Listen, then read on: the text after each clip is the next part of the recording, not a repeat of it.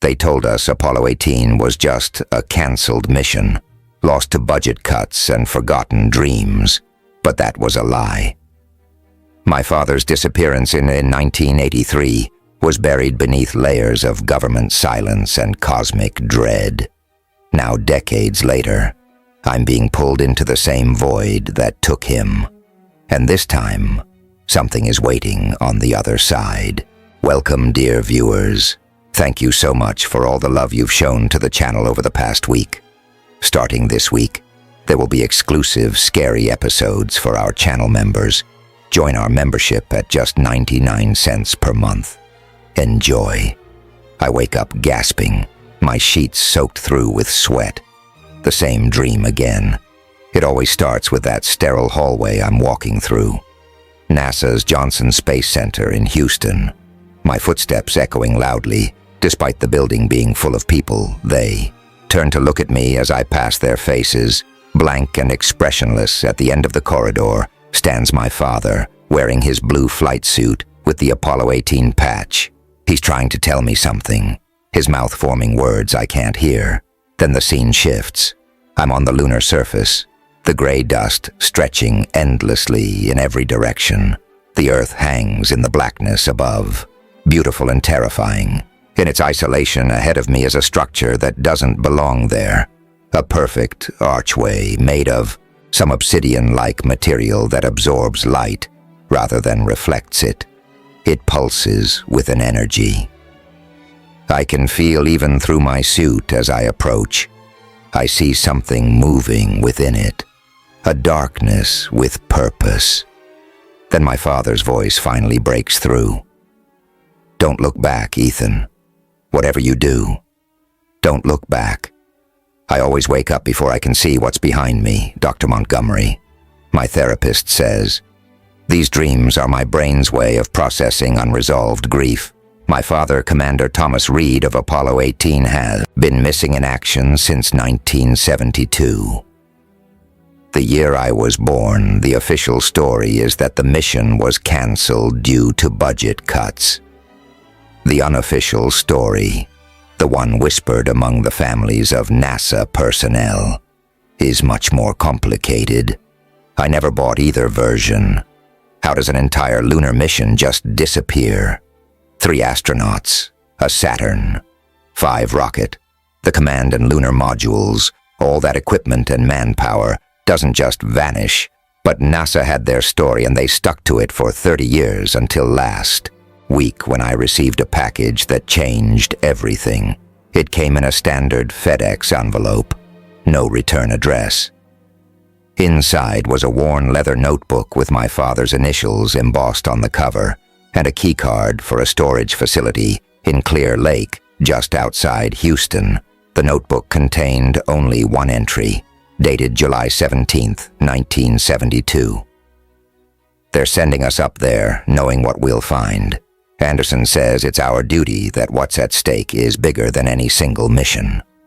But he didn't see what I saw in the reconnaissance photos. God help us if we bring something back. The storage unit contained a single cardboard box. Inside was an old reel-to-reel tape recorder and several unlabeled tapes, along with a sealed envelope addressed to me in my father's handwriting. The letter inside was brief. Ethan, if you're reading this, then things have gone the way I feared. Listen to the tapes. Follow the rules. Don't trust NASA, and whatever you do, don't look directly at the moon between midnight and 3 a.m., Dad. I played the first tape that same night. It started with static. Then my father's voice came through, steady but tense. This is Commander Thomas Reed. Apollo 18 mission date is August 9th, 1972. If anyone finds these recordings, they need to be delivered to my son, Ethan Reed. What follows are the rules of lunar command. Breaking them means death, or worse. There was a pause and I could hear him take a deep breath before continuing. Rule number 1. Never look directly at the lunar surface between local, midnight and 3 a.m. without proper protection. Rule number 2. If you hear tapping from outside your module or habitat, Do not respond, regardless of whose voice accompanies it. Rule number 3, count your shadows at all times. If the number doesn't match the light sources, evacuate the area immediately. Rule number 4, any equipment that disappears will return. Do not use returned equipment under any circumstances. Rule number 5, maintain radio silence during lunar eclipses. Rule number 6, if you see another crew member outside when all personnel are accounted for, do not acknowledge them or let them in. Rule number 7, Earth should always appear blue. If it appears any other color, you are not where you think you are. The tape ended there. 7 rules. 7 fucking rules that made no goddamn sense. Yet chilled me to the bone. Why would my father record these? What happened on the moon? I've spent the past week listening to the remaining tapes and piecing together what happened during those days in 1972. What I've discovered is that NASA didn't just find something on the moon. They found a way to somewhere else, and my father was sent to investigate tonight. I'll begin the process of following my father's trail. I've taken leave from my job at JPL and flown to Houston. I've booked a room at the same motel where he stayed before the launch, and I've brought his notebook, the tapes, and the strange device I found at the bottom of the box. Something that looks like a compass, but doesn't point north. It points up the astro and looks exactly like it does in the old Polaroid I found, tucked in my father's notebook. A single-story motel with peeling paint and a neon sign missing the ER in astro. According to the date on the back of the photo, he stayed here the week before launch. Room 18. Of course, the elderly clerk barely looks up from his newspaper when I check in. Read, that's right. 3 nights. He slides me a physical key, not a key card attached to a plastic rocket shaped. Fob room 18, end of the hall. I freeze. I didn't request a specific room. He finally looks up. Roomy eyes narrowing, says, "Here you did special request, but I didn't. Someone else made sure I'd stay in the same room as my father. The room smells of old cigarettes and cheap air freshener. 2 queen beds with faded comforters. A TV that probably still has dials and wallpaper, featuring cartoonish stars and planets. I dropped my duffel on the bed farthest from the door, same as my father in the Polaroid, and set up the tape player on the small desk by the window. The second tape is labeled only with the number 2 in my father's handwriting.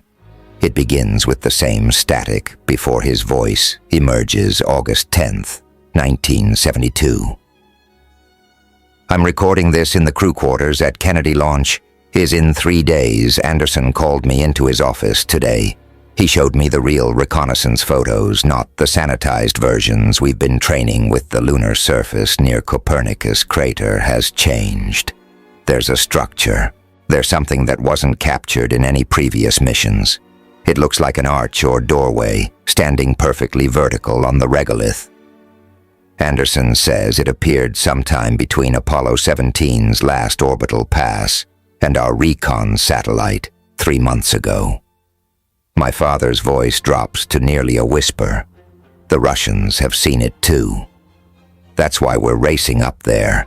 Anderson thinks it might be they're doing some kind of psychological warfare installation, but I've seen the measurements. That thing is over 30 feet tall and made of material unlike anything we've cataloged. No seams, no signs of construction, just there. I pause the tape as headlights sweep across the window. It's nearly midnight. I draw the curtains and continue listening. I confronted Dr. Winters about the anomalous readings from the spectrograph. He admitted they've been detecting strange radiation patterns from the site for months. Not harmful, he says, but different. Like nothing in our physics textbooks. He's the one who gave me. These rules, says they compiled them from various sources. The Russians, our own unmanned probes, and something he called theoretical extrapolations. I don't like being kept in the dark. The tape cuts to static. then continues with what sounds like my father moving around a room. Something strange happened tonight. I was reviewing the lunar charts when all the lights in the building went out. Emergency power kicked in after a few seconds, but during those moments of darkness, I swear I saw something. Moving outside my window, we're on the 3rd floor. Nothing should be moving out there. When I looked closer, there was a handprint on the glass from the outside. I've requested additional security, but Anderson says, I'm just experiencing pre-launch jitters. I get up and check my own window, running my fingers along the glass. It's intact, but something about the darkness outside feels wrong, like it's watching me. My phone rings, startling me so badly, I knock over my coffee. Unknown number. Hello, answer. Silence. Then a strange rhythmic tapping sound. 3 quick taps, pause, 3 more. Who is this? I demand. The tapping stops. Then a voice distorted and distant but unmistakably familiar. Says my name. It sounds like my father. Dad. My heart pounds painfully against my ribs. Don't trust. The reflections. The voice is breaking up like a bad connection. Remember. Rule 1, never look directly at the lunar surface between midnight and 3 a.m. I glance at the digital clock, 11:58 p.m. The line goes, dead. I try calling back, but get an automated message saying the number doesn't exist. Moonlight starts to spill through a gap in the curtains as the cloud cover breaks, almost midnight. I grab a hand towel from the bathroom and tape it over the gap, blocking any direct view of the moon. Just as I finish, someone knocks on my door. 3 quick raps, pause, 3 more. The exact pattern from the phone call. Who is it, I call? Not moving toward the door. Management comes the reply in a flat voice. Need to check your air conditioning at midnight. No way, it's fine, I reply. Come back tomorrow. Silence. Then Ethan, son, is that you? It's me. I need your help. A perfect impression of my father's voice, the same one from the phone. The doorknob turns slowly, testing the lock. I back away, grabbing my father's compass-like device from my bag. The needle is spinning wildly, not pointing up anymore, but rotating in complete circles. You're not my father, I say, voice steadier than I feel, another silence, then a sound I can only describe as wet. Like someone dragging something heavy and damp across the ground. It moves away from my door, down the hall. I wait 5 minutes before peering through the peephole. The hallway is empty. But there's something on the ground outside my door. A small puddle of gray liquid that reflects the ceiling lights in impossible ways, like a mirror, pointed at the wrong angle of reality. I don't sleep that night. I sit on the bed with my back against the headboard, the tape player on my lap, listening to my father's voice describe the preparation for a mission that officially never happened. At exactly 3:01 a.m., my phone chimes with a text message. It's from another unknown number and contains only 4 words: tomorrow. NASA basement level. The moon has vanished behind clouds. Again, I remove the towel from the window and look outside. The parking lot is mostly empty except for my rental car and an old blue pickup truck. Standing beside the truck is a figure in what looks like a vintage NASA jumpsuit. They're too far away to make out clearly, but they're looking directly at my window. They raise their hand in a slow wave, then get into the truck and drive away. Tomorrow. I go to NASA. Apparently someone there is expecting me. Getting into NASA's Johnson Space Center is surprisingly easy when you have level 5 clearance from JPL. Flash my badge at security, citing interagency consultation work. The guard barely glances at it before waving me through. My father's compass device, which I've slipped into my pocket, grows warm against my thigh as I pass the main entrance. I've been to JC before for work, but I've never ventured below the main floors according to the building and directory. There are only 2 basement levels, B1 for maintenance and B2 for archives.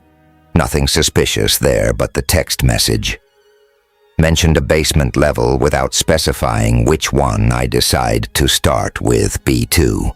The archives might hold records about Apollo 18. The elevator requires a keycard for basement access, but mine works fine. The doors slide open to reveal a sterile hallway lined with frosted glass doors each, labeled with a section and year range. I walk slowly, scanning for anything related to the Apollo missions. "Can I help you?" I nearly jump out of my skin. An older man with a military-style buzz cut stands behind me wearing a maintenance uniform. His name tag reads Webb. "I'm looking for Apollo mission archives," I say, trying to sound casual.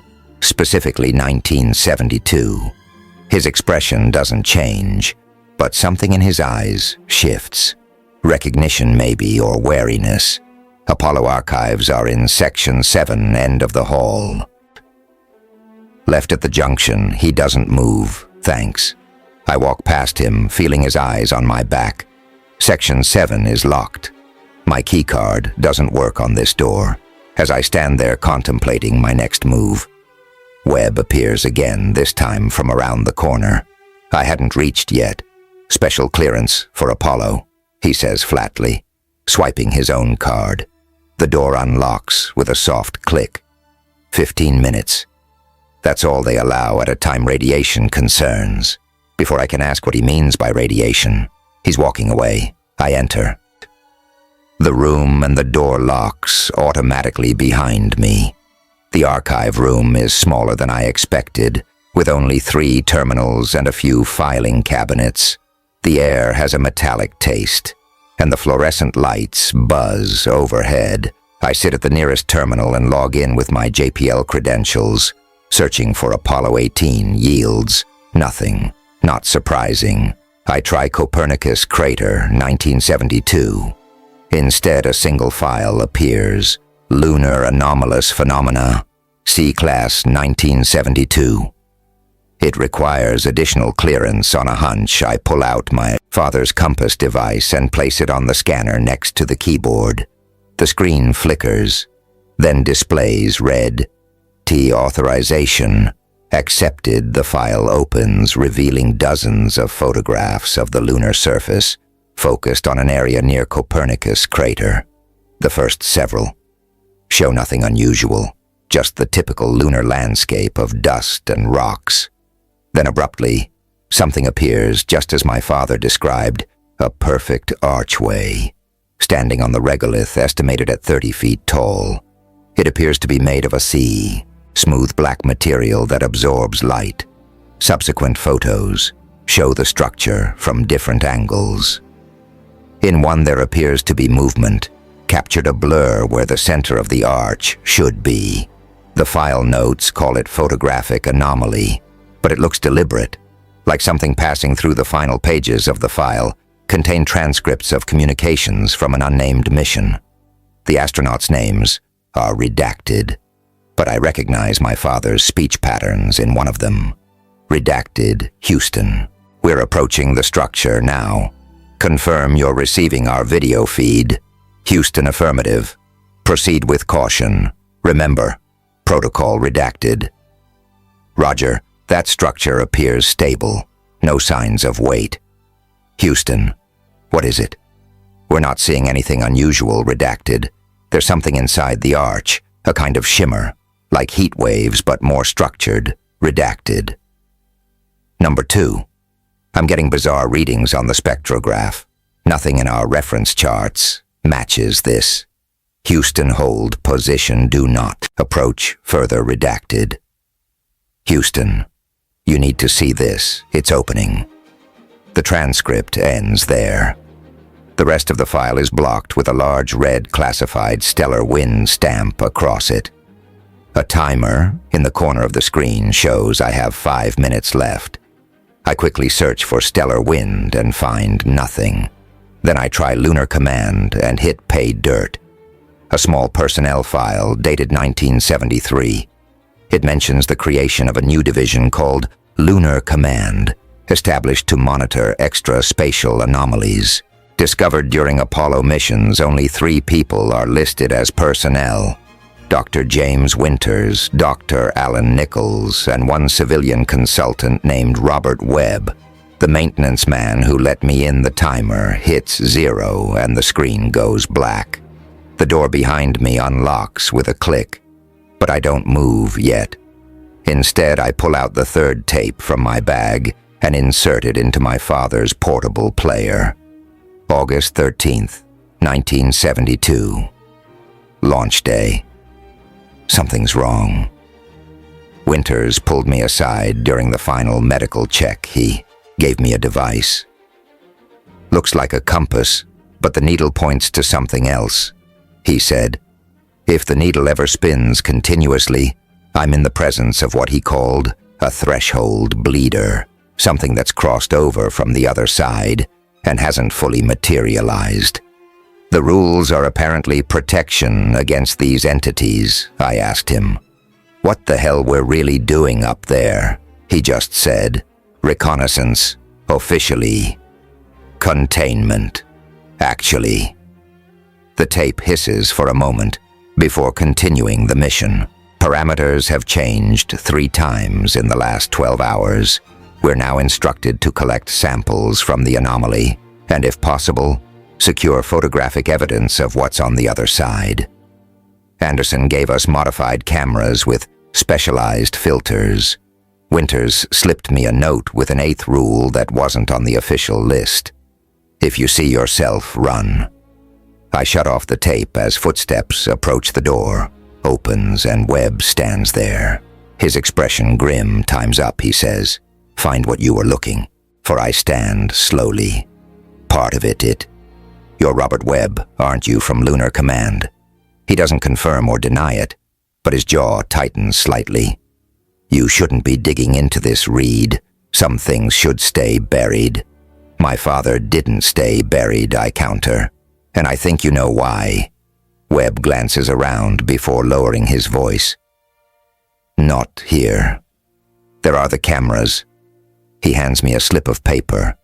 Clear Lake Observatory, 11 p.m. Come alone. I pocket the paper and follow him out as we reach the main hallway. He suddenly stops. One more thing. There's a new rule we discovered after your father's mission. His voice is barely audible. Rule number 8. If electronic equipment activates without power, destroy it immediately. With that cryptic addition, he walks away, leaving me standing by the elevator on my way out of the building. I notice something odd. Everyone seems to be avoiding looking out the windows despite it being a clear sunny day. The blinds in every office are drawn at the security desk. I pause. Nice day out there, I comment to the guard. He nods without enthusiasm. Guess so. Hasn't been much sun lately, but as I exit the building, the sun is blinding. A perfectly normal day in Houston. I shield my eyes and look back at the JSE building. Every window is covered, either with blinds or what looks like specialized film in the parking lot. I spot Webb getting into the same blue pickup truck I saw at the motel last night as he drives past. He doesn't acknowledge me, but I notice something on the passenger seat beside him, what looks like an old-style astronaut helmet, the kind used in the Apollo missions. My phone buzzes with a text as I reach my rental car. Check the trunk of your car, despite every horror movie. Instinct telling me not to. I pop the trunk. Inside is a cardboard box containing what looks like specialized sunglasses with thick dark lenses and a note for viewing lunar events. Safely. Don't look directly at it. Otherwise, I put the sunglasses in my bag alongside the tapes and my father's device. Whatever happened on the moon in 1972, it's clear the repercussions are still being felt, and somehow I've been pulled into the gravity of something much bigger than a lost astronaut. The compass device in my pocket has gone cold, the needle now pointing steadily toward Clear Lake Observatory. I check my watch. 7 hours until my meeting with Webb. 7 hours to listen to the remaining tapes and prepare myself for whatever revelations await under the watchful gaze of the Moon, the Clear Lake Observatory, sits on a small hill overlooking the water, isolated from the surrounding suburbs by a stretch of undeveloped land. It's a modest facility, primarily used by the local astronomy club and occasionally by NASA for public outreach events. Tonight it's dark, with only a single light visible through the dome's narrow windows. I park at the base of the hill and walk up the winding path. My flashlight beam bouncing across overgrown grass, the compass device grows warmer in my pocket with each step. By the time I reach the entrance, it's almost hot enough to burn. The door is unlocked. Inside, the main lobby is dark except for the soft glow of emergency exit signs. I follow a faint blue light coming from the observation room above Webb. I call out, my voice echoing in the empty space. No so. Answer before heading upstairs. I take out the fourth tape and press play. My father's voice sounds more strained than in the previous recordings. August 16th, 1972. Lunar orbit we've been. Circling for 6 hours while Houston decides whether to proceed.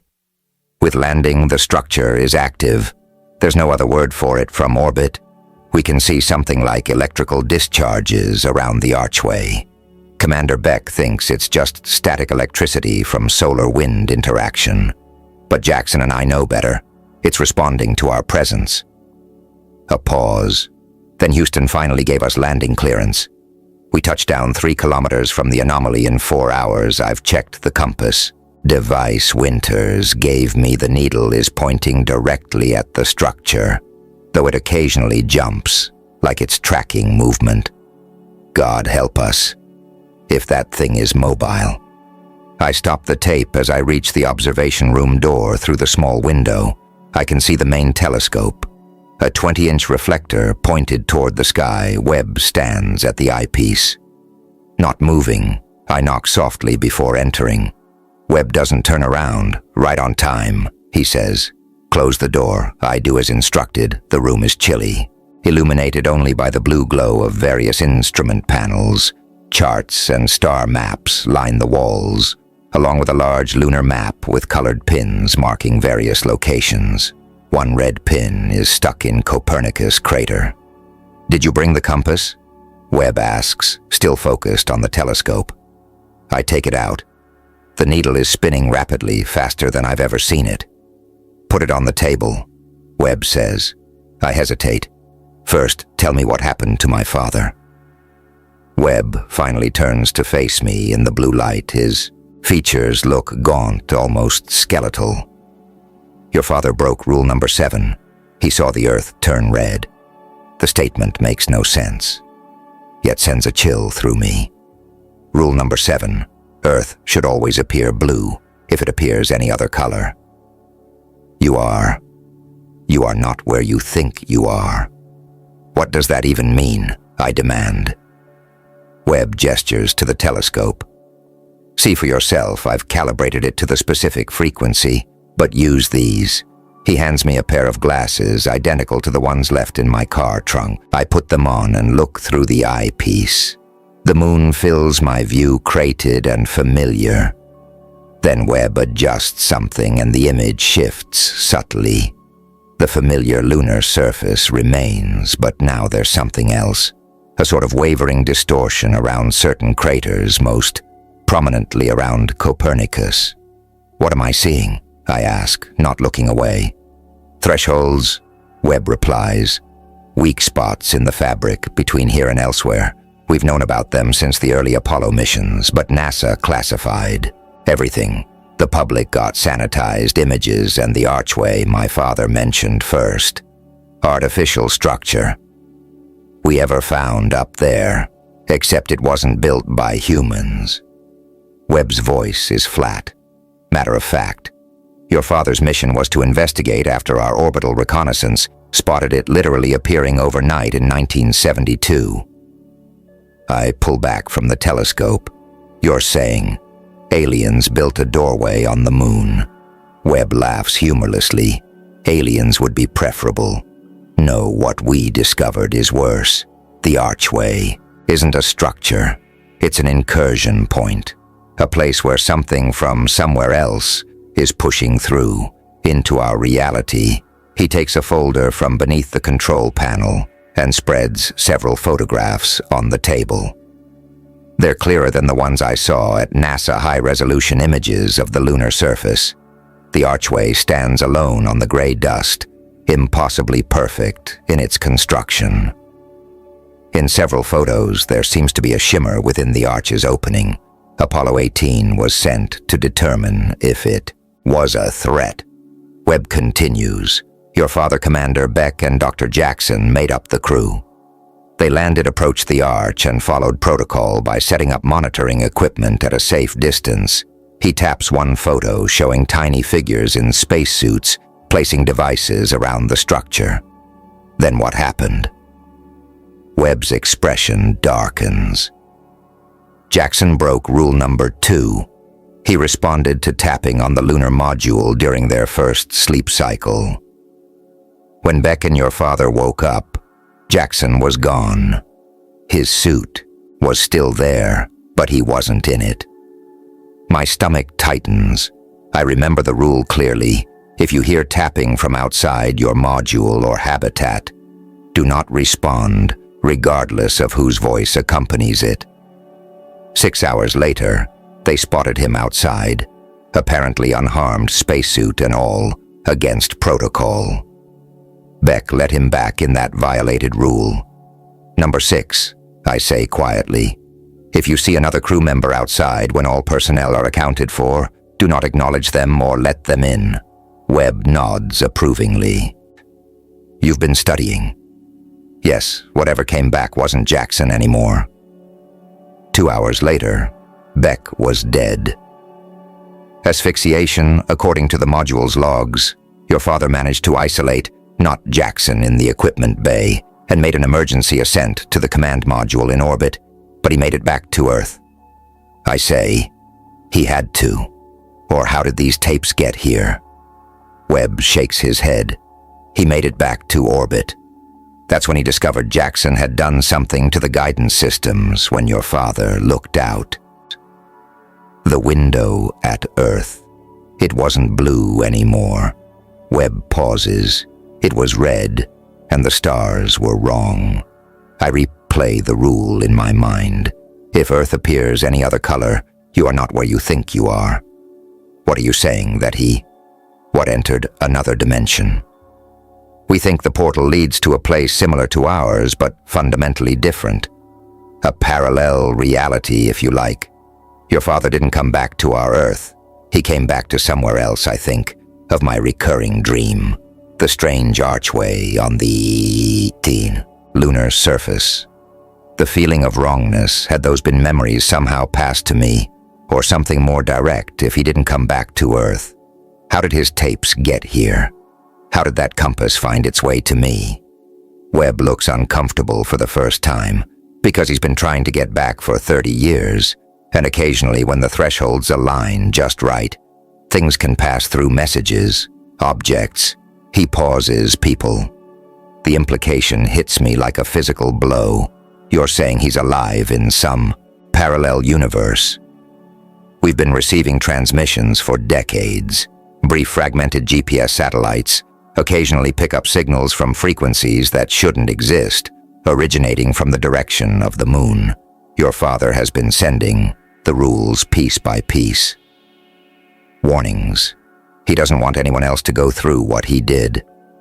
I think of the phone call at the motel, the tapping, the voice that sounded like my father's. Had that really been him, reaching across some impossible divide? Webb checks his watch. It's almost time.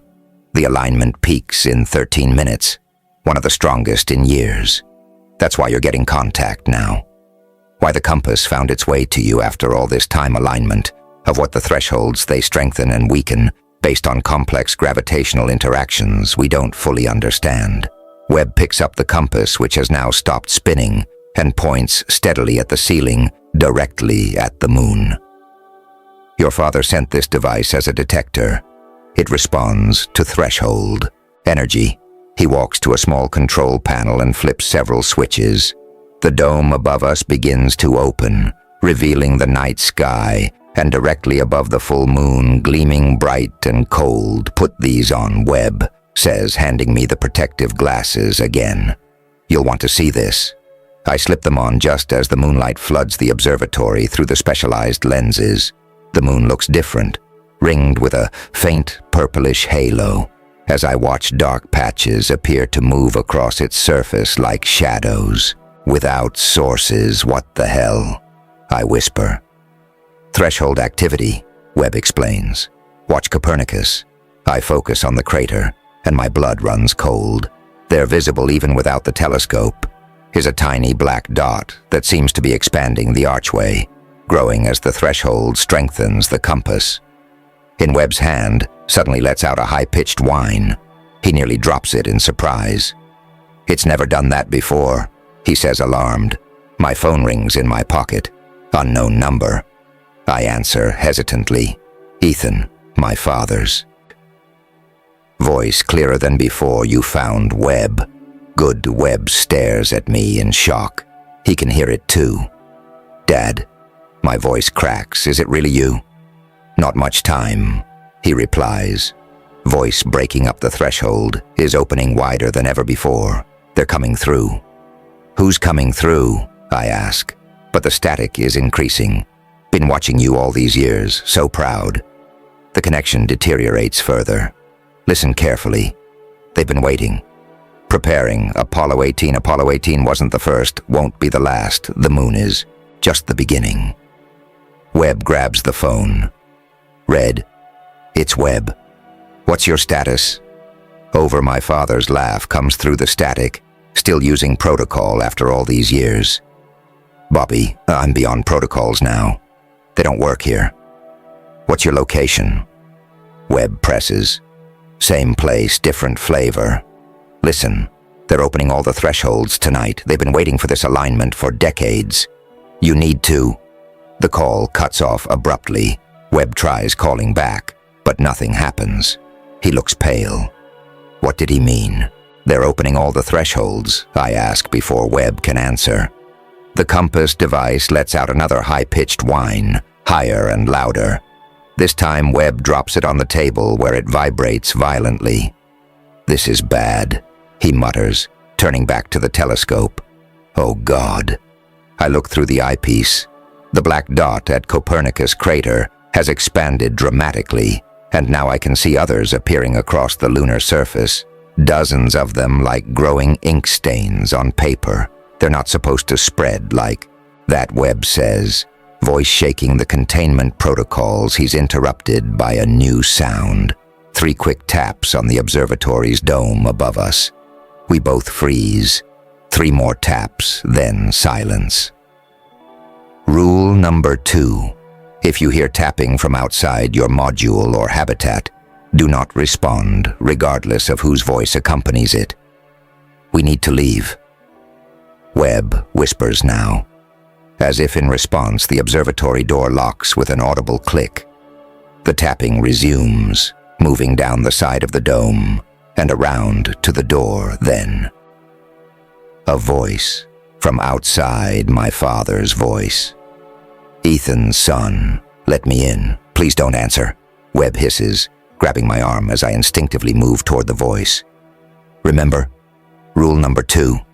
The tapping continues, methodical and patient. 3 taps, pause, 3 more. Then my father's voice again, sounding desperate. "Ethan, please, I don't have much time. The air out here, I can't breathe." Webb pulls me away from the door, toward a maintenance panel in the far wall. "There's a service tunnel," he whispers. "Leads to the storage basement. We can get out that way, Ethan." My father's voice cracks with emotion. "Son, I've waited 30 years to see you. Every fiber of my being wants to open that door, but Webb's iron grip on my arm keeps me rooted in place. I think of rule number 6. If you see another crew member outside when all personnel are accounted for, do not acknowledge them or let them in. It's not him, I force myself to say. "Not really, smart boy," Webb mutters, working to remove the panel. "Whatever's out there, it's using." His voice, His memories, but it's not your father. The tapping suddenly stops for a moment. There's absolute silence. Then a new sound, a wet sliding noise along the dome above us. Something heavy moving across the glass web. The voice has changed. No longer my father's, but something off. Still recognizable, but with a strange, hollow quality. Bobby Webb, you never told him the truth, did you? About Rule 0. Webb freezes his hands, still on the panel. There is no rule. 0, I say, though uncertainty creeps. Into my voice, he didn't tell you. The thing outside laughs, a sound like stones grinding together. Ask him about the other missions, ask him how many they sent before Apollo 18. Webb resumes his work on the panel with renewed urgency, not meeting my eyes. Webb, I press. What's it talking about later? He grunts, finally pulling the panel free to reveal a dark crawl space. Go now. A loud crack splits the air as something strikes the dome hard enough to create a hairline fracture in the thick glass, the impact point. Froths with a strange gray material that seems to be eating into the glass. It's breaching. Webb says, pushing me toward the opening. Go. I grab my backpack containing the tapes and crawl into the tunnel. Webb follows, pulling the panel back into place behind us. The service tunnel is narrow and dusty, lit only by emergency strips along the floor. We crawl on hands and knees, the sounds from the observatory growing fainter. Rule 0, I pant as we move. What was it talking about? Webb is silent for several seconds. His breathing labored. Finally, your father wasn't the first, Apollo 18 wasn't the first mission to investigate the archway. What? There was an undesignated mission 8 months earlier. No public record, no official designation. Just 3 astronauts and a modified lunar module. They found the archway before your father's mission and attempted contact. What happened to them? Webb's voice drops. They came back wrong. All 3 of them like Jackson on your father's mission, but worse, they looked normal at first. Past medical screenings, it wasn't until later that we realized what that. They'd been replaced. Their bodies were the same, but whatever was inside them wasn't human anymore. 2 of them. We contained the 3rd. Escaped. Started opening new thresholds on Earth. A chill runs through me. New thresholds, here small ones. At first localized anomalies, places where the rules of physics bend. We established Lunar Command to track and contain them. Your father's mission was partly reconnaissance, partly an attempt at more direct communication. Webb pauses. Rule 0 was classified. If you encounter previous mission personnel, terminate with extreme prejudice. The tunnel suddenly brightens as moonlight streams through a ventilation grate above us. Through the slats, I can see the full moon directly overhead, its silvery light unusually intense. Webb checks his watch.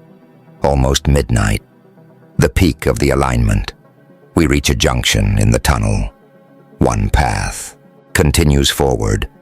The other branches left toward what must be the storage basement. This way.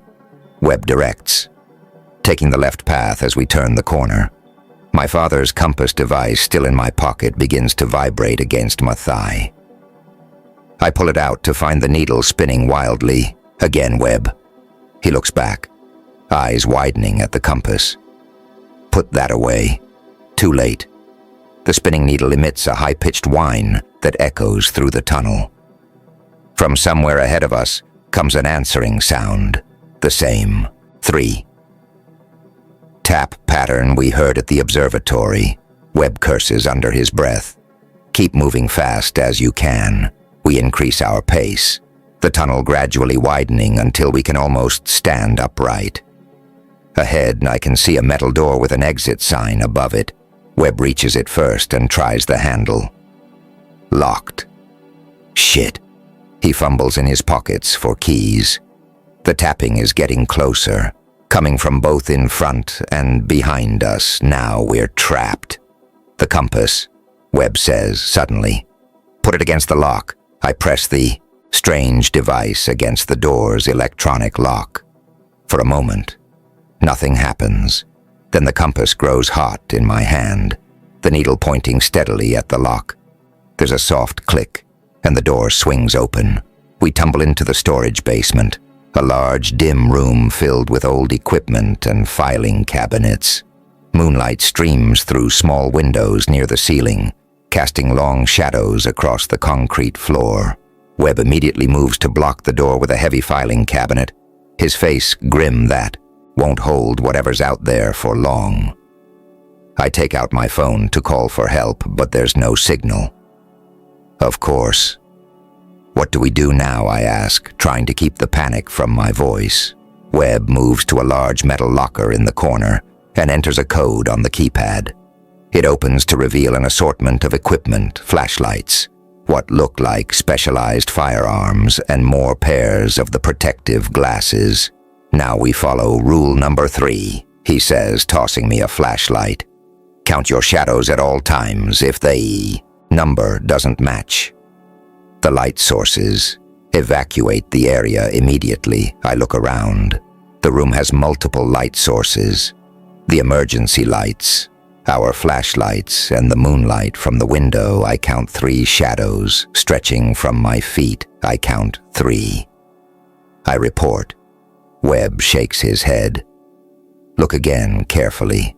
I focus on the floor where my shadows fall and feel my blood freeze. There are 4 shadows now. The 4th one, stretching in a direction that doesn't match any light source in the room, and it's moving independently of my movements. Webb. My voice comes out as a strangled whisper. Don't move, he says quietly, reaching slowly into the locker and pulling out what looks like a modified flare gun when I say, run head for the exterior door. Don't stop, don't look back. The 4th shadow continues to move, stretching longer, its edges blurring and reshaping into something that looks less and less like a human silhouette. The temperature in the room plummets, my breath suddenly visible in the air. From behind the blockaded door comes the tapping again. 3 quick taps, then 3 more. Webb. The voice calls. My father's voice again. The alignment is complete. The barriers are falling. He needs to know the truth. Webb raises the flare gun, aiming at the moving shadow. Don't listen to it. Tell him what you really found on the moon, the voice continues. Tell him why. You really sent us up there. Shut up, Webb shouts, his composure cracking. The 4th shadow has almost completely detached from the others, now forming a distinct shape on the floor, a silhouette that resembles a human figure, but with proportions subtly wrong, limbs too long and bent at impossible angles. You didn't find us, the voice says, no longer sounding like my father at all. We found you. We've always known where you are. The moon is just the beginning. Webb fires, the flare gun at the shadow. The projectile erupts in a blinding flash of blue-white light that burns away the darkness completely. The shadow shrieks an inhuman sound that makes my teeth ache and my vision blur. Run, Webb shouts. I sprint for the exterior door, fumbling with the handle as Webb fires again behind me. The door opens onto the hillside behind the observatory, the night air cool on my face. Keep going, Webb yells right behind me. Get to your car. We race down the hill, the moonlight so bright, it's almost like running in daylight. I risk a glance back and immediately wish I hadn't. The observatory dome is covered in the same gray frothing material we saw earlier, and it's spreading down the walls like some kind of living organism. Worse. There are figures moving around the building, human-shaped but wrong. Somehow their movements too fluid, too quick, and they're all looking directly at us. Don't look at them. Webb grabs my arm, pulling me forward. Rule number 1. We reach my rental car and I fumble with the keys. The engine starts on the first try, and I slam the car into reverse, tires spinning on the gravel. Where do we go? I ask as we speed down the access road. Webb is looking at his phone, which is displaying what looks like a map with multiple blinking points of light. My house. It's fortified. We'll be safe there while we figure out our next move. The compass device on my lap has stopped spinning the needle, now pointing steadily behind us at the observatory. Or perhaps at the moon itself, Webb. I say, my voice steadier than I feel. What did it mean? The moon is just the beginning. He doesn't answer immediately, his eyes fixed on the road ahead, then quietly play the fifth tape. I reach into my backpack and insert the next tape into the player. August 17th, 1972 lunar surface. We're approximately 500 meters from the anomaly, the structure. The arch is active. There's no other word for it. It pulses with energy. We can measure, but not identify. Jackson took samples of the material. It's not stone or metal. It's something else entirely. Something that doesn't match any element in our periodic table. My father's voice pauses then, continues with audible tension. The readings match what we found at the other sites. It's the same material, the same energy signature. This isn't the only archway. There are others dormant, buried beneath the lunar surface. And if our calculations are correct, they exist on Earth too. Whatever built this network, it's been here a very long time, and I think it's waking up. Webb's house turns out to be a deceptively ordinary-looking ranch-style home on the outskirts of Clear Lake, surrounded by a privacy fence and mature oak trees from the outside.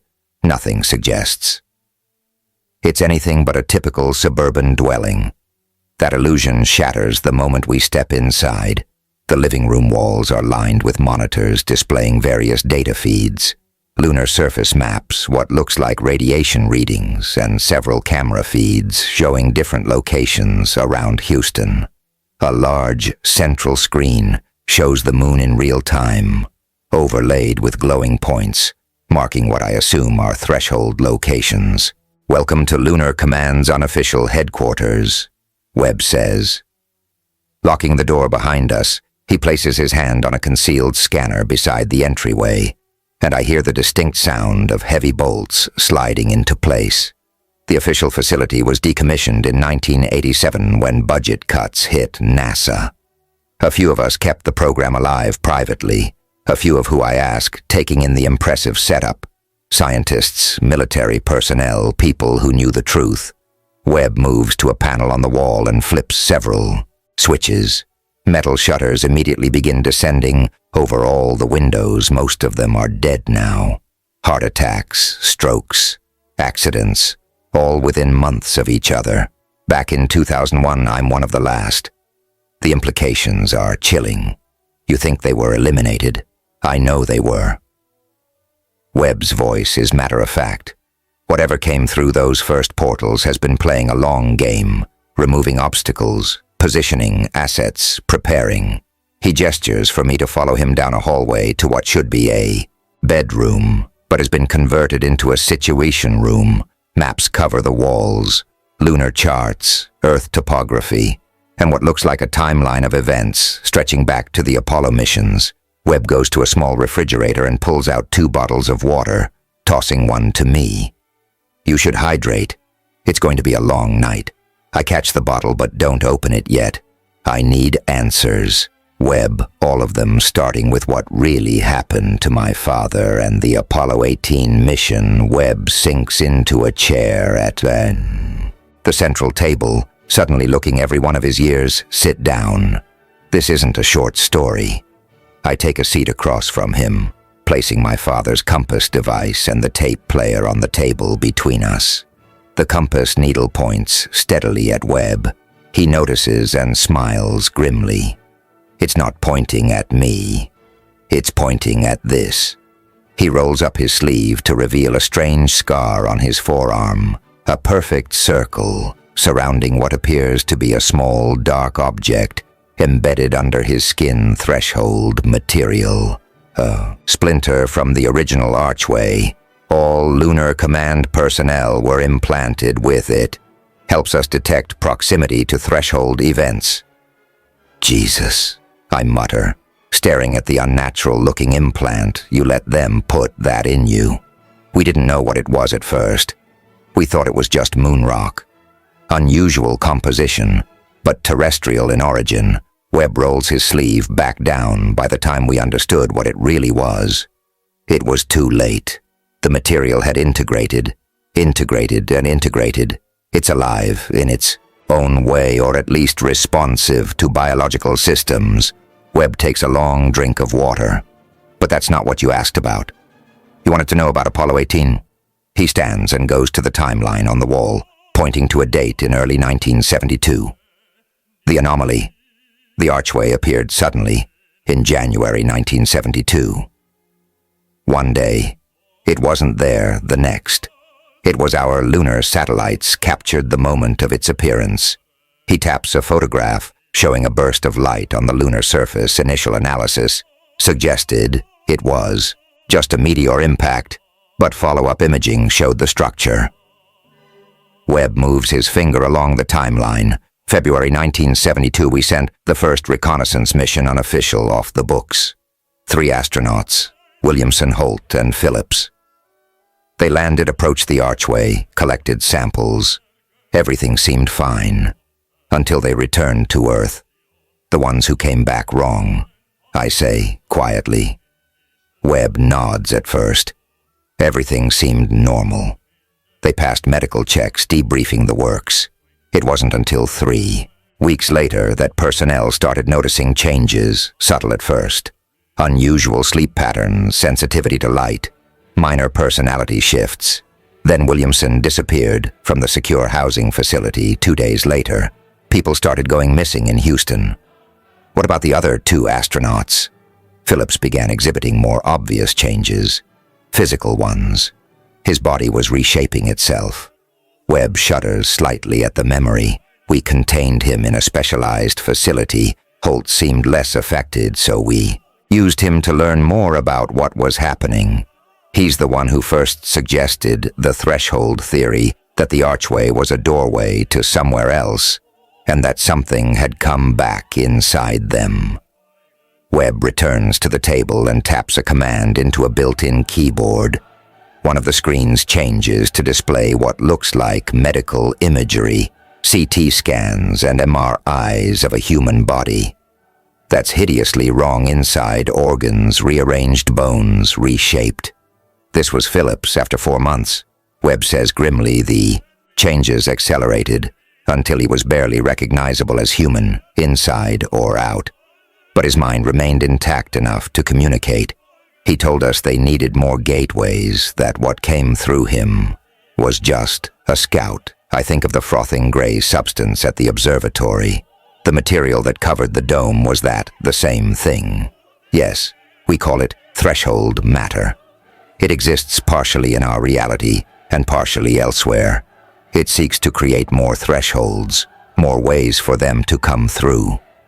And my father's mission, Apollo 18. Webb sighs heavily. By June 1972, we'd lost track of Williamson. Phillips had evolved beyond our ability to contain him, and we'd extracted enough information from Holt to develop the rules, protective measures against threshold entities. We decided to mount an official mission with proper protocols in place. Your father was selected for his exceptional psychological profile and technical skills. You sent them, knowing the danger, I say, anger rising in my voice. We sent them, with every protection we could devise. Web counters, the rules specialized equipment, modifications to their life support systems. What we didn't know was that the archway had evolved since our first mission. It wasn't just a passive doorway anymore. It was actively reaching out. I remember my father's words on the tape. It's responding to our presence. Webb continues. Your father's crew landed on August 17, 1972. Initial approach to the archway proceeded according to protocol. They set up monitoring. Equipment at the prescribed safe distance. Then during their first rest period, Jackson reported hearing tapping on the hull. Despite the rules, he responded, "And something took him." I finish. Yes, though. Took isn't quite right. It occupied him. Used his body. His memories when it returned. Beck let it in, violating rule number 6. Your father tried to contain the situation, but Beck was dead within hours, and the Jackson thing damaged the lunar module systems before your father could secure it, but my father managed to get back to orbit. Webb nods.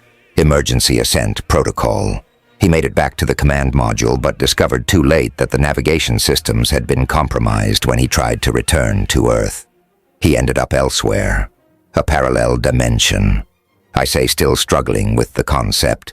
More like a parallel version of our solar system, but radically different. His last transmission before losing contact described Earth as red, and based on later communications, we believe he entered a version of our reality where the threshold entities are the dominant life form where they come from. Originally, I think back to my recurring dream. The alien landscape, the wrong-looking Earth in the black sky had I somehow been seeing through my father's eyes, and he's been there ever since for 30 years. Yes and no. Webb brings up another screen, showing what looks like a radio transmission. In log, we've received sporadic communications, usually during threshold alignments. Like, tonight he's been moving between realities, searching for a way back to ours, the rules he sent us. They're not just for protection against threshold entities. They're navigation markers, ways to identify our specific reality amid the countless variations I pick up. The compass device, watching its needle now slowly rotate as if searching. And this, he sent it to help me find him. We think so. It's attuned to him, specifically his biological signature during strong alignments. It should point to the nearest threshold where he might cross over. Something clicks. In my mind. That's why it was pointing up at the observatory. He was trying to come through there, likely. Yes, but so were they. Webb's expression darkens, which brings us to our current situation. Tonight's alignment is unprecedented in strength. Thresholds all over the lunar surface are activating simultaneously, and we're detecting new ones forming on Earth. He brings up a global map with dozens of blinking points of light threshold locations on Earth. They're concentrated in specific regions, the Bermuda Triangle parts of Alaska, the South Pacific, and a dense cluster right here in southeast Texas. My God, I whisper. How many are there? Too many to contain, and they're growing stronger by the hour. Webb checks his watch. It's almost 2 a.m.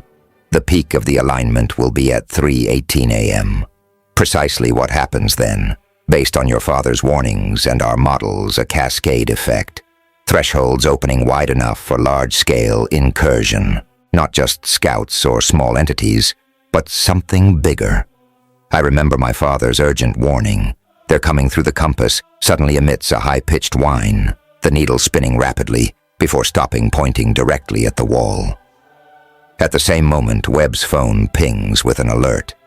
He checks it, his face paling proximity. Warning. There's threshold activity within 100 meters of this location. He moves quickly to a weapons locker and pulls out what looks like a modified shotgun. They found us faster than I expected. How, I ask, grabbing my backpack.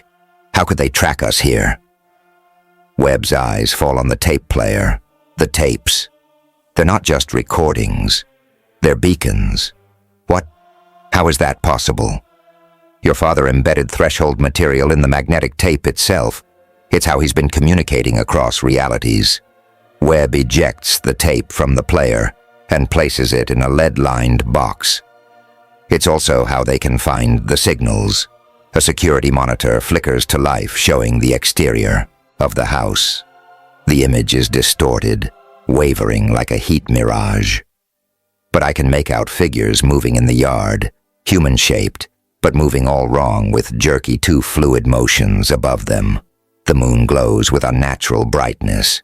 "We need to move," Webb says, grabbing a go-back from under the table. There's a panic room downstairs with additional protection against threshold energy as we head toward the hallway. The lights flicker and die.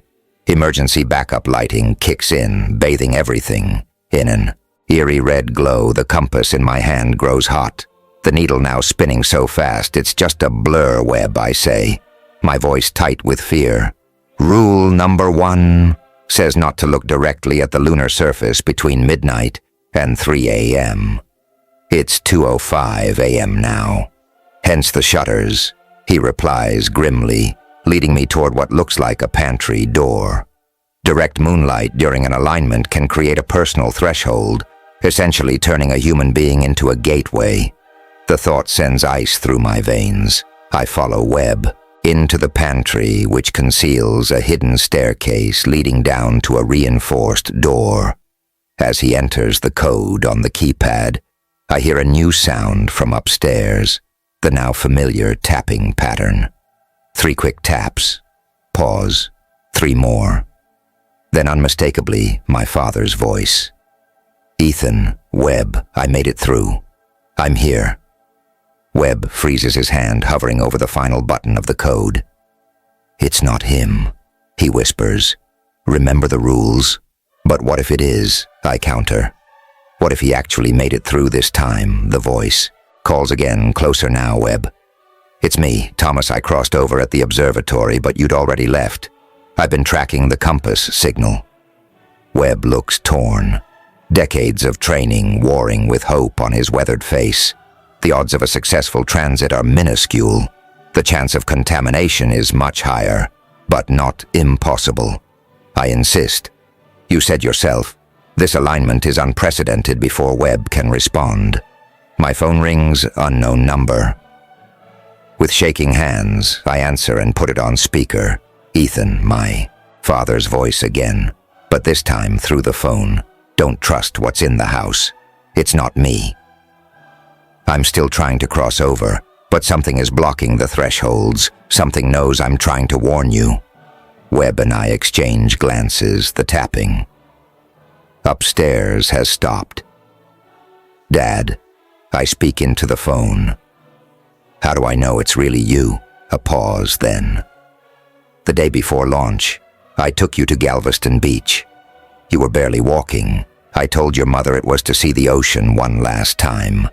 But it was really because I was afraid. I wanted to remember something beautiful if things went wrong."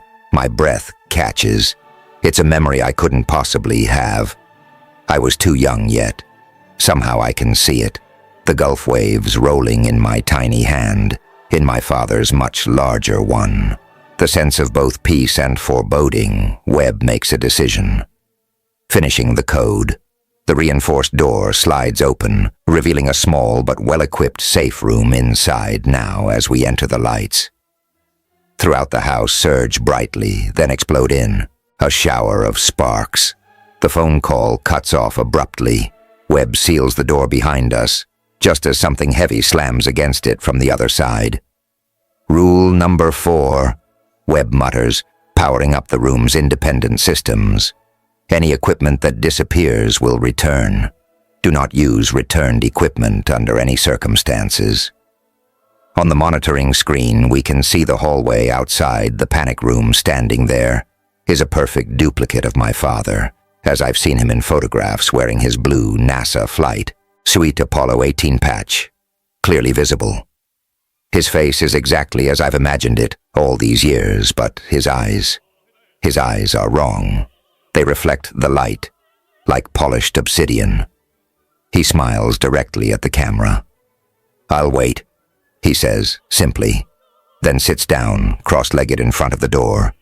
The alignment peaks in 73 minutes. We have time. Webb checks the panic room systems. Oxygen, power, communications, all functioning on independent circuits.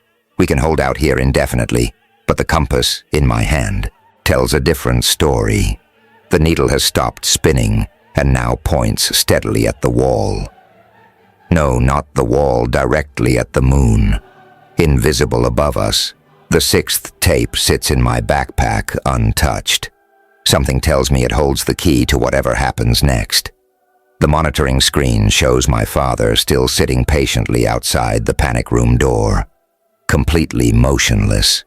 He hasn't moved for 20 minutes, doesn't fidget, blink, or show any signs of discomfort, just stares directly at the camera with that unsettling, not quite right smile. Why isn't it trying to break in? I ask Webb, who's been checking the various defensive systems of the panic room. That door doesn't look strong enough to keep out something that could breach the observatory dome. It's not the door that's keeping it out, Webb explains, pointing to subtle markings around the doorframe I hadn't noticed before. Threshold deterrence, derived from the same material as the archway but processed differently, creates a barrier they can't easily cross. I examine the markings more closely, intricate patterns etched into the metal and filled with what looks like a dark crystalline substance. The same stuff that's in your arm, Webb nods. Similar. Yes, we discovered that threshold material can be modified to repel its own kind if properly processed. It's expensive and difficult to produce, which is why we couldn't deploy it more widely on the screen. My father tilts his head at an unnatural angle, as if listening to something we can't hear. Then he speaks directly to the camera. The deterrence won't hold once the alignment peaks. Nothing will. Webb ignores the entity turning, instead, to a sophisticated communications array in the corner of the room. I'm trying to contact the remnants of Lunar Command. There are a few old colleagues still active. If they're alive, I pull the sixth tape from my backpack, turning it over in my hands. Should we risk playing this? Webb considers it. If it's like the others, it contains threshold material. Playing it could amplify the signal, potentially drawing more entities to our location, or it could help my father find us. I counter the real one. Webb checks his watch. It's 2:40 a.m. Alignment peaks in 38 minutes. If that tape contains crucial information, we need it now. Decision made. I insert the tape into the player and press play. Static fills the room, louder and more distorted than on the previous recordings. Then my father's voice cuts through, sounding strained. August 18th, 1972. Command module. Orbit Beck is dead. Jackson, or whatever is using Jackson's body, is sealed in the equipment bay. I've rigged the hatch with explosives in case it breaks through. Earth is visible through the window, but it's wrong. The continents are shaped differently. The atmosphere is reddish, not blue. Rule number 7 confirmed.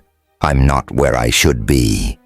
There's a pause, filled with the sound of my father's labored breathing. I found a logbook in a compartment that shouldn't exist. It contains entries in my handwriting that I don't remember writing, details of other transits, other versions of me who crossed over before according to these notes. The thresholds connect not just to one alternate reality, but to many countless variations of Earth, of our solar system, of ourselves on the monitoring screen. The entity wearing my father's face reacts visibly to the tape standing up and moving closer to the camera. Its expression has changed from eerie calm to something like alarm. My father's recording continues. The entities originate from a version of Earth where evolution took a drastically different path. They're not alien. They're what humanity could have become under different circumstances. They've been crossing between realities for millennia, establishing footholds wherever they can. The moon is ideal because of its proximity to Earth and the natural weakness in dimensional barriers there. Webb looks stunned. We theorized something similar but could never confirm it. The idea that they're alternative humans, The key discovery in this logbook is about the alignment cycles. They peak every 53 years. The last major peak was in 1972, when I crossed over. The next will be in 2032. During peak alignment, all thresholds amplify simultaneously, allowing for mass transit between realities. Webb and I exchange alarmed glances. 2032. This year, according to these notes, previous versions of me have been trying to prevent full-scale incursion for multiple cycles, sending warnings back, establishing protocols, the rules, but each time they've managed to push through in greater numbers, this time they're planning something bigger. The entity outside suddenly places both palms against the panic room door. The threshold deterrence. Glow faintly in response, the patterns lighting up with a soft blue luminescence.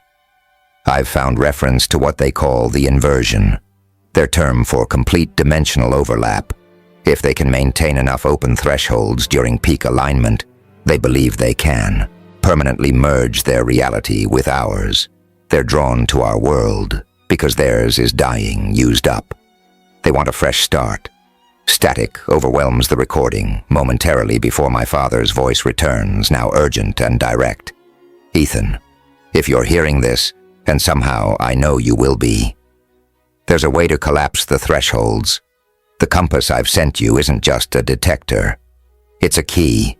Inside is a concentrated piece of processed threshold material that can trigger a chain reaction if brought to an active threshold. During alignment on the screen, the entity's expression changes to something like fury. It begins pounding on the door, the impacts reverberating through the panic room. The reaction will collapse. Not just that threshold, but all connected ones simultaneously.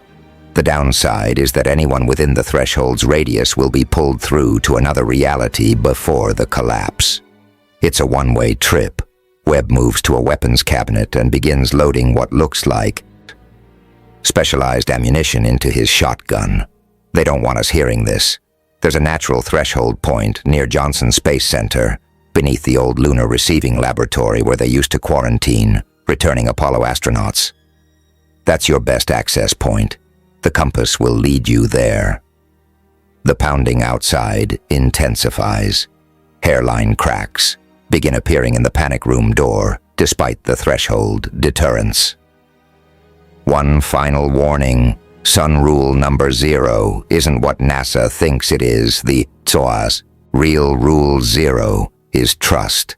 No one who knows the rules too well, even those who seem to be helping, might be compromised. Look for the shadows. They always give themselves away. The tape ends with a burst of static, then silence. I turned to Webb. The implication of my father's final rule hitting me like a physical blow. Webb. He's standing with his back to me, loading the last shell into his shotgun. Slowly, he turns around. I know what you're thinking. How long have you been with Lunar Command? I ask, carefully moving to put the table between us. Since the beginning. I was the part of the first response team after the original astronauts returned. His voice is measured, calm, and the implant in your arm. When exactly did you get that Webb size? June 1972. After we lost containment of Phillips and Williamson, it was standard procedure. All Corps personnel received them right around when the rules were established. I note backing toward the communications array, convenient timing. Webb's face hardens. Don't do this. Ethan, we don't have time for paranoia. The alignment peaks in 20 minutes. I look down at the compass in my hand. The needle, which should be pointing at the moon, is pointing directly at Webb. You said this compass is attuned to my father, I say quietly. So why is it pointing at you for a long moment? Webb says nothing. Then he sets the shotgun down on the table, a gesture of peace. Because I was there, Ethan. I was on Apollo 18. The revelation hits me like a physical blow. What? That's impossible. The crew was my father, Commander Beck, and Dr. Jackson. That was the official manifest. Yes, Webb moves to a storage locker and enters a complex code inside. Is a battered blue flight suit with an Apollo 18 patch, identical to the one the entity outside is wearing. Except this one has Webb stenciled above the breast pocket. There were 4 of us. Your father was commander, Beck was pilot, Jackson was science officer. I was security. The insurance policy NASA didn't acknowledge my presence on the mission. Was classified beyond top secret. You never told me, I say, anger rising. All this time, you knew my father.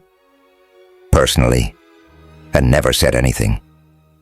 Would you have believed me? Web counters? Or would you have assumed I was one of them? An entity using Webb's identity to get close to you. He has a point. But something still doesn't feel right. My father's last rule says to trust no one who knows the rules too well. He's right, but he wasn't talking about me. Webb taps the monitoring screen where the entity continues its assault on the door. He was talking about them. They know the rules because they created the situations that made the rules necessary. They wanted us to develop protocols, boundaries, limitations, which they could then exploit. A particularly violent impact makes the entire panic room shudder. The crack in the door widens. We're out of time, Webb says grimly. That door won't hold much longer. He goes to a floor panel and removes it, revealing a narrow passage. Maintenance tunnel leads to the garage. We need to get to the lunar receiving laboratory before the alignment peaks. I hesitate, torn between my instinct to trust Webb and my father's explicit warning. How do I know I can trust you? Webb looks me straight in the eyes. You don't. But ask yourself this. If I were one of them, why would I have shown you the tapes? Why help you understand what's happening? I could have taken the compass and left you at the observatory on the monitor. The entity outside steps back from the door. It looks directly into the camera, and for an instant, its face shifts. The features remain my father's, but something moves beneath the skin like countless small objects writhing beneath a taut sheet. Your father was my friend, Webb says softly. We made a pact up there in orbit around that strange red Earth. If either of us made it back to our reality, we'd find a way to help the other return. I've spent 30 years trying to fulfill that promise. Another tremendous impact rocks the panic room. The door bulges inward, the threshold, deterrence flickering weakly. One more hit and it's through. Webb warns, grabbing his shotgun and the go bag. You're cool, Ethan. Stay or come with me. The entity outside rears back for another assault on the door. On the monitor, I can see that its arms have elongated unnaturally, fingers extending into talon-like protrusions. I grab my backpack, containing the tapes and my father's device, lead the way. Webb nods once, then drops into the tunnel. I follow, just as the panic. Room door explodes inward, showering the room with metal fragments. The entity's distorted roar follows us down into the darkness as Webb seals the tunnel entrance. Behind us, the compass needle spins wildly for a moment, then steadies, pointing ahead toward the lunar receiving laboratory and the natural threshold my father described, our last hope for stopping the inversion. Above us, the alignment approaches its peak. We have less than 15 minutes to reach the laboratory and collapse the thresholds before our world is permanently merged with theirs. If we're already too late, then God help us, as all the maintenance tunnel is barely wide enough for us to crawl through a claustrophobic concrete tube, dimly lit by Webb's tactical flashlight. The air is stale and thick with dust, making each breath a struggle above us. I can hear movement, heavy irregular footsteps tracking our position through the house. They can sense the threshold material. Webb explains between labored breaths that compass the tapes. My implant were basically sending up flares. We reach a junction where the tunnel widens enough to crouch rather than crawl. Webb pauses, checking a crudely drawn map illuminated by his flashlight. The garage is 50 meters that way, he says, pointing left. We'll take my truck. Should be faster than your rental. A thunderous crash echoes through the tunnel. The sound of something large and heavy smashing through the floor above us. Dust and concrete fragments rain down as the ceiling. Dense, inward move. Webb hisses, shoving me forward as the tunnel behind us collapses. We scramble through the remaining passage, emerging through a hidden panel into Webb's garage. Unlike the high-tech command center in the house, this space is deceptively normal tools hanging on pegboards, storage boxes stacked neatly, and a rugged blue pickup truck parked in the center. Webb rushes to a cabinet, yanking it open to reveal an arsenal of specialized weapons. He grabs several devices that look like flare guns, similar to the one he used at the observatory. Anti-threshold charges, he explains. Tossing two, to me, won't kill them, but disrupts their connection to their home. Reality buys time. I pocket the weapons and check the compass. The needle swings between pointing at Webb and indicating a direction that must be toward the lunar receiving laboratory. Webb opens the driver's side door of his truck. Get in. We have less than 12 minutes until peak alignment. As I reach for the passenger door, a deafening crash comes from the connecting door to the house. The reinforced steel bulges outward, denting in the shape of what might be fists, if fists could elongate and reshape themselves. Like putty. They're through the house, Webb says unnecessarily. Starting the engine, seatbelt. I barely have time to buckle up before Webb slams the accelerator, crashing through the closed garage door in a shower of splintered wood. The truck fishtails onto the street as I glance back to see multiple figures emerging from the destroyed garage, some wearing the faces of people I don't recognize, and one still wearing my father's face, now stretched and distorted, like a melting wax figure. Don't look at them, Webb warns, taking a sharp turn that throws me against the door. Rule number 1. I tear my eyes away and focus on the road ahead. The normally quiet Houston suburbs have taken on a nightmarish quality.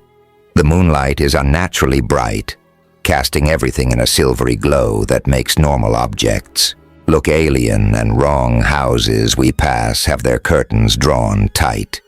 But occasionally I glimpse faces peering out, pale, frightened people seeking shelter from whatever cosmic horror they sense, but don't understand. The lab is on the southeastern corner of Johnson Space Center, Webb says, speeding through a red light at an empty intersection built in 1969 for lunar sample quarantine, discontinued after Apollo 14, when they determined moon rocks weren't biologically dangerous if only they knew. Mutter, keeping my eyes on the compass. The needle is now pointing steadily ahead, directly toward our destination. Webb's phone chimes with an alert. He glances at it and curses under his breath. Threshold activity is spiking across the board. Not just here. Globally, reports coming in from the old monitoring stations in Alaska, Australia, Peru. It's happening everywhere. The inversion, I say, remembering my father's warning. How much time? 7 minutes to peak alignment. Webb takes another sharp turn. Tires squealing on the asphalt in the distance. The Johnson Space Center complex comes into view. Its buildings dark, except for security lighting. What stops me cold is the sky above it. The moon, full and bloated, seems to hang impossibly low over the complex around it. The stars are wrong. Some are too bright. Others seem to pulse with colors that stars shouldn't have. And extending from the moon's surface, visible even to the naked eye, are what look like tendrils of silvery light reaching down toward Earth. What the fuck is that? I breathe, unable to tear my eyes away. Despite rule number 1, Webb reaches over and physically turns my head away from the sight. The beginning of the inversion threshold bridges, forming in the upper atmosphere. Don't look directly at them. He floors the accelerator, sending the truck hurtling toward the perimeter fence of the space center, rather than slowing down. He aims directly for a service gate. "Hang on, Webb," shouts as we crash through the barrier, setting off alarms that sound distant and distorted, like they're coming from underwater. Security lights flare to life around us, but there are no guards rushing to intercept us. The entire complex feels abandoned. "Where is everyone?" I ask as we speed past the main buildings, either evacuated or hiding. Webb replies grimly, "NASA has contingency protocols for threshold events. Anyone still on site will be in specialized shelter bunkers with threshold shielding." We skid to a halt in front of a low, unassuming building set apart from the main complex, unlike the modern structures surrounding it. This one has a distinctly retro 1960s institutional design, a concrete bunker with few windows and a reinforced entrance. "The Lunar Receiving Laboratory," Webb announces, grabbing his shotgun and a backpack of supplies, where they used to quarantine astronauts returning from the moon. As we exit the truck, the air feels charged, like the moment before a lightning strike. The compass in my hand is vibrating violently, the needle spinning in rapid circles. 5 minutes, Webb says, checking his watch. The threshold point is in the primary quarantine chamber in the basement. The building's entrance is locked, but Webb swipes a keycard that shouldn't still work after all these years. The door opens with a reluctant, hydraulic hiss. They never fully decommissioned this place, he explains as we enter the darkened lobby. Too many incidents with the samples stored here. The interior is a time capsule. 1960s furniture covered in dust sheets. Vintage NASA posters curling on the walls. Old computer terminals with monochrome screens. Our flashlight beams cut through darkness, thick with decades of undisturbed dust. "This way," Webb directs, leading me toward a stairwell, basement level. As we descend, the compass grows almost too hot to hold the needle, now spinning so rapidly it's just a blur. The air gets noticeably colder, our breath visible in plumes of white vapor. "Something's wrong," I say, feeling a constant pressure building in my ears. "It shouldn't be this cold." Webb pauses on the landing, listening. They're already here. The basement corridor stretches ahead, lined with heavy doors labeled for different quarantine functions. At the far end, a set of double doors stands open, spilling sickly blue-white light into the hallway. "The primary containment chamber," Webb whispers. "That's our threshold point." We approach cautiously, Webb's shotgun at the ready. The sound of our footsteps seems unnaturally loud in the oppressive silence as we near the open doors. A low humming becomes audible. Not mechanical, but organic, somehow like the drone of thousands of insects.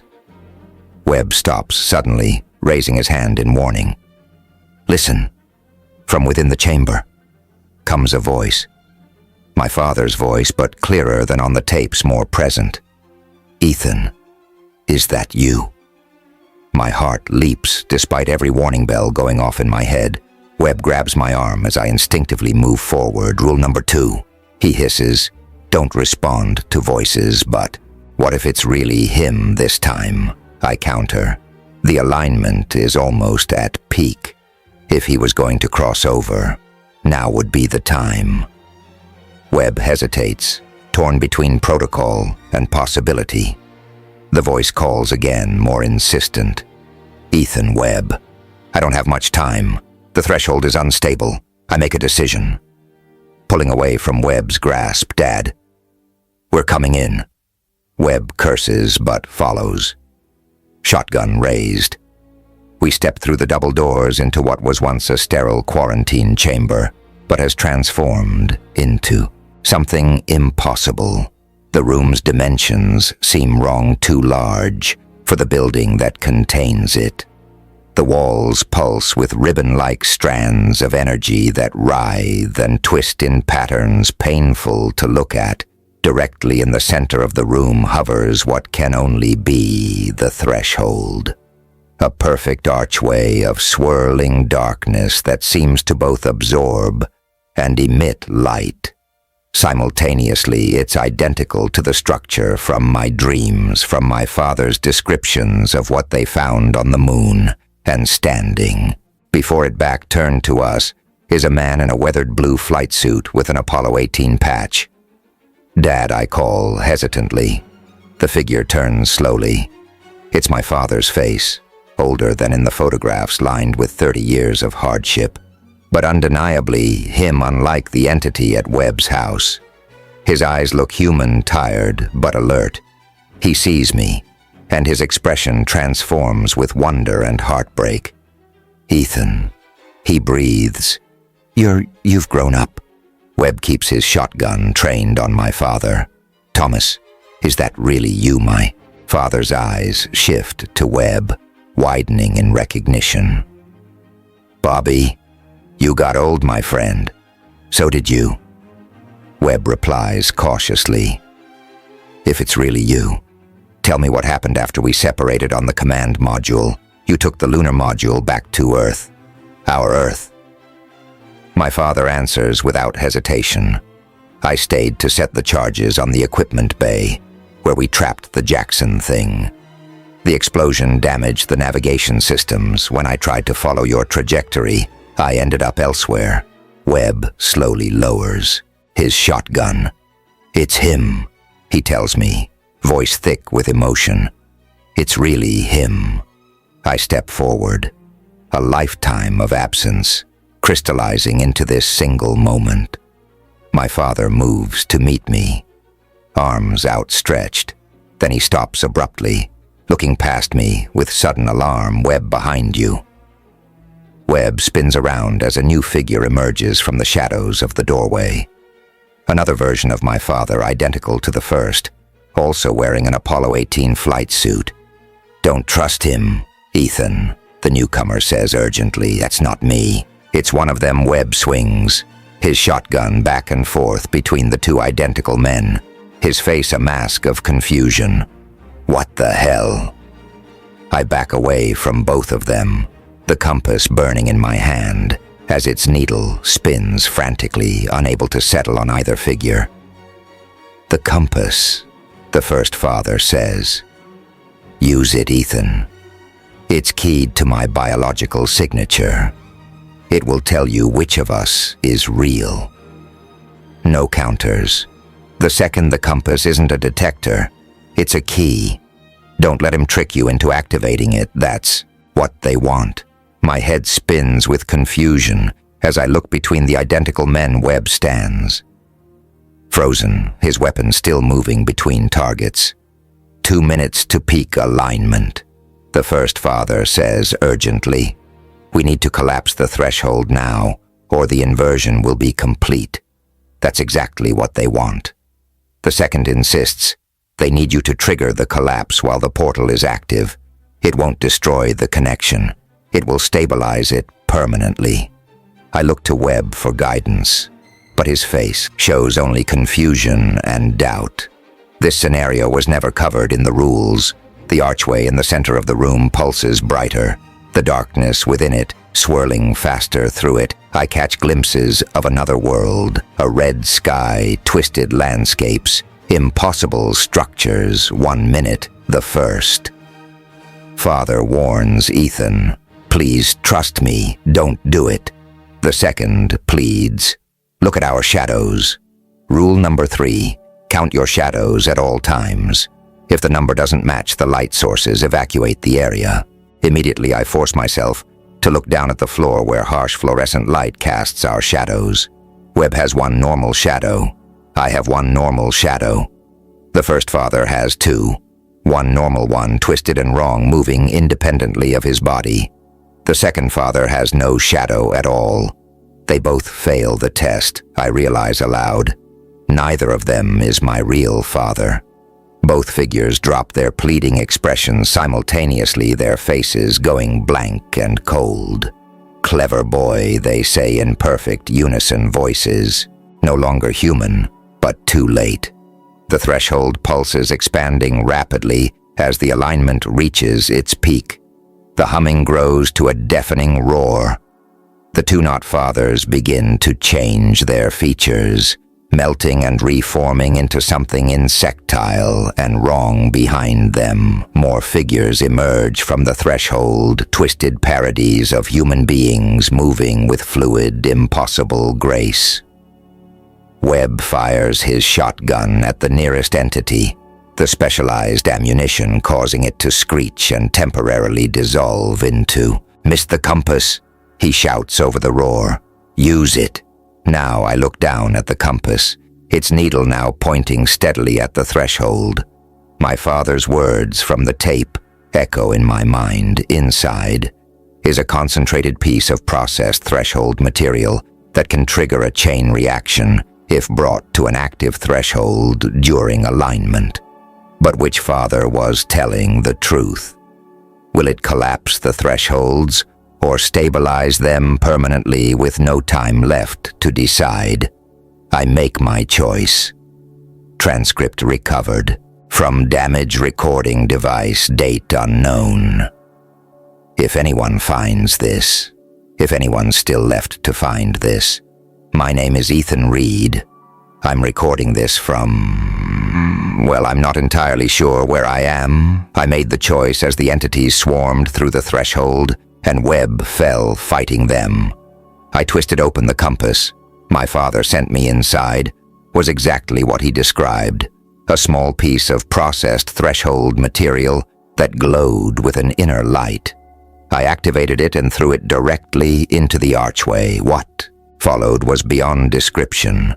The threshold imploded, collapsing in on itself with a sound like the universe tearing. A shockwave of energy pulsed outward, disintegrating the entities nearest to it. Webb and I were thrown against the wall. The last thing I saw before losing consciousness was the threshold shrinking to a pinpoint of light, then expanding again in a final blinding flash. When I came to, Webb was gone. The laboratory was intact, but different. Subtle changes in color and texture. The air tastes wrong. The gravity feels slightly off. My father's warning was accurate. Anyone within the threshold's radius would be pulled through to another reality before the collapse. But he didn't specify which reality. I found my way outside. The Johnson Space Center still stands, but it's abandoned, overgrown with vegetation. I don't recognize the sky. Is a perpetual amber twilight, and there are two moons, one familiar, one smaller and tinged green. I've been here 3 days now by my watch. I haven't encountered any other humans, but I know I'm not alone. There are movements in the underbrush, whispers in the wind. Sometimes I find footprints that start and stop for no reason, as if something stepped briefly into this reality. Then out again. The compass survived, but the needle spins aimlessly, now unable to find a connection to my father or to my home. Reality, the tapes are useless without a power source. Their messages lost. I believe I succeeded in collapsing the thresholds at least, the ones connecting directly to my Earth.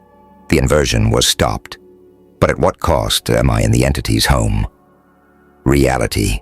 Some third variant or in a pocket dimension created by the threshold collapse itself. Yesterday I found something that gives me hope, scratched into a wall of what used to be mission control. A message T. Reed was here yet to Puli. By the Neripuliairat to Leirat to Nutrananga, and below it a crude drawing of the compass device. My father was here at some point, perhaps still. Perhaps this is where he's been all along, jumping between adjacent realities, seeking a way home. I'm going to follow his trail. The NASA buildings here contain equipment I can use, research I can study, If he found a way to send messages across realities, the tapes, the compass, then perhaps I can do the same for anyone who finds this recording. The rules still apply even here, maybe especially here. The archways are gone, but the barriers between worlds remain thin. Watch your shadows, don't. Answer unknown calls, and if Earth ever appears blue again, run toward it with everything you have. This is Ethan Reed, son of Commander Thomas Reed. Apollo 18. I'm still alive, still searching, and if there's a way back home, I'll find it. Just like my father did. Recording ends, Dr. Wilson sets down the transcript, her hand trembling slightly outside her office window at the Johnson Space Center.